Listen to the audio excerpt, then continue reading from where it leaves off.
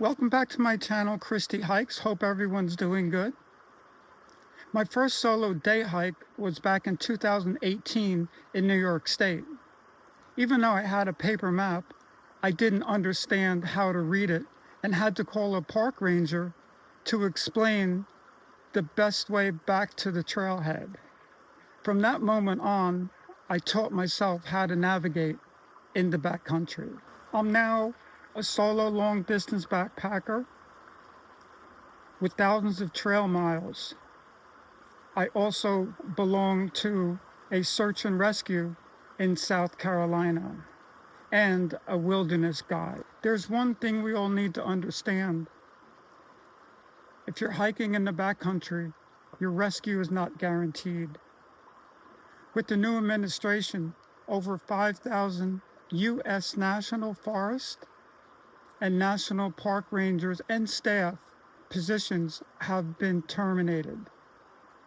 In case of a backcountry emergency, calling 911 or hitting the SOS could seriously delay a search and rescue.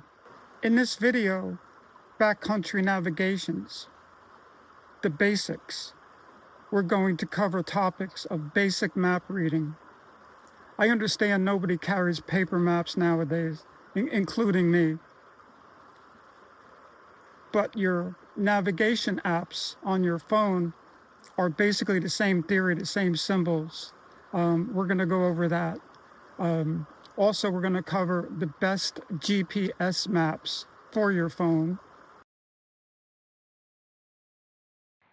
The number one most important thing to do, whether it's reading a paper map or a smartphone, is always have the map or phone facing north. In this case, with the paper map, all I'm going to do is slide the compass to the edge of the map and then turn the map until the red is in the shed. That's this little red arrow lining up facing north. With the map now facing north, you could see this is a map of the Foothills Trail, which is a national scenic trail here in South Carolina. All good maps should have wording at the bottom,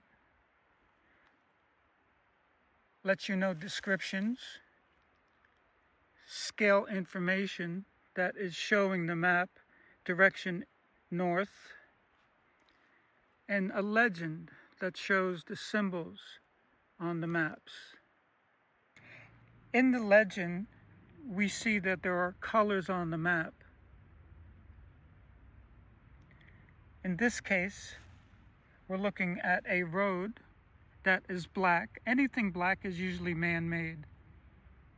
You could see this is Route 178. Other colors. Blue is always water. You could see these little streams in this area. Remember, blue is always water. Other colors. You could see the orange color is the actual Foothills Trail. And it's a solid orange. On this side, we have a dashed orange, which is a spur trail that leads to the Foothills Trail. Up on top of the map, we have an elevation profile of the Foothills Trail. This shows your climbs, valleys, ridges. Top center of the map is a spur trail to Sassafras Caesar's Head State Park. It's an inset that makes it easier to read because it's blown up. Contour lines on a map are very important, especially if you have to climb a mountain. Looking at Table Rock State Park, it's a very mountainous area. There's elevations that are noted, of 2,600 feet, 2,900 feet, and as you get to contour lines that are much closer together, the terrain is much steeper. Moving over to Willis Creek, of course it's blue. They're usually down in a valley. But as we move up to Horse Mountain, you could see the contour lines are much closer, starting at 2,700 feet to 2,600 feet, which dictates a valley. In this section shows two campsites, one being East Fork and the other Fish Hatchery. Remember that the orange trail is the Foothills Trail, and you could see where the campsite is, the contour lines are more spaced out, which is flatter area for camps. Water is relatively close, as you can see from this blue line. And that little raindrop there shows location for water at the campsite.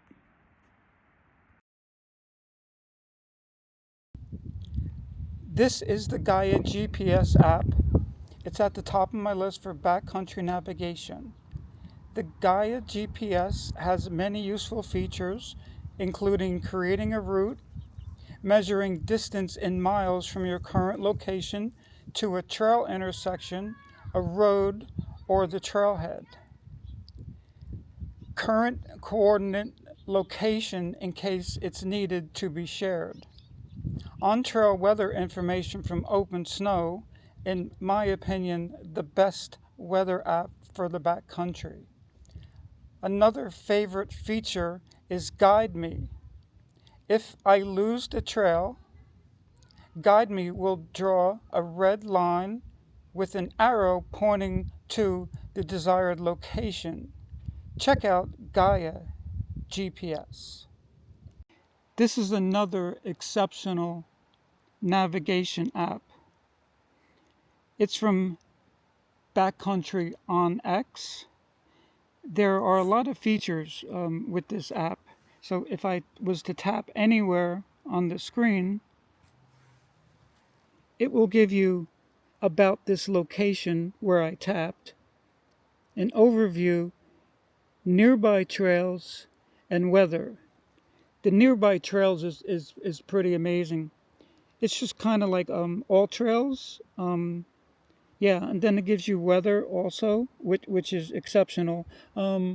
Usually only works if you have cell service. And yeah, there's a lot of features to it. Great app to get. Check out Backcountry on X. Without question, the best app for National Scenic Trails is the Far Out app. As it boots up, you could see I had the Benton MacKaye Trail. Obviously, this is the Foothills Trail. You have the Appalachian Trail. Any well-known scenic trails will be available for a small price to buy to upload onto your smartphone. If we take a closer look, this is the map of the Foothills Trail. I can go into a elevation profile, and then we can go into the comments section.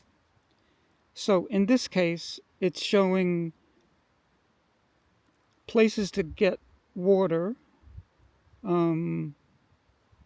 It will show comments of obviously waters and campsites. Very, very, very valuable to have. This is the #1 app for long distance scenic trails. The Far Out app. Check it out. And lastly is the Avenza Maps. Great app to have. Probably about a month and a half, I'm going to do the through hike of the Palmetto Trail. So you can purchase, in this case they're actually free, or the passages of the Palmetto Trail. The maps themselves, it resembles a paper map, but in digital. It fits in the palm of your hand. It's also a great app to have. Yeah, so check out Avenza Maps. Let's take a look at my backpack. There's 2 items here that can assist with self-rescue.